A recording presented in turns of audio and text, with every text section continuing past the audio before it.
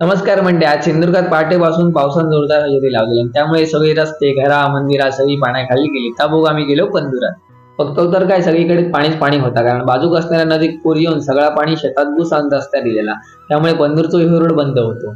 आम्ही पाणी बघू गेलो तसे हे मंडळी सुद्धा पाणी बघू गेलेले. मग आम्ही गेलो भांबाड्याच्या पुलावर. पुलावर पाणी बघून आम्ही तर घाबरलो.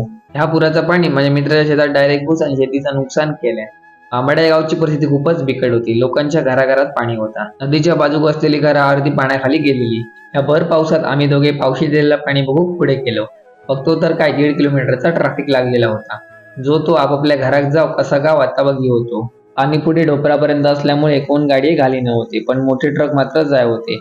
काय काय लोक आपल्या मर्जीने गाडी घालून पुढे जाय होते. हायवेच्या मध्ये जी झाडं लावलेली होती त्या वाटेतून लोक चलत ये होते. जसे 1 किलोमीटर भर पावसात चालत गेलो तशीच रिटर्न गाडी लावलो साहेब गेलो. कणकवली जावच्या रोडवर खूप पाणी असल्यामुळे सगळी लोक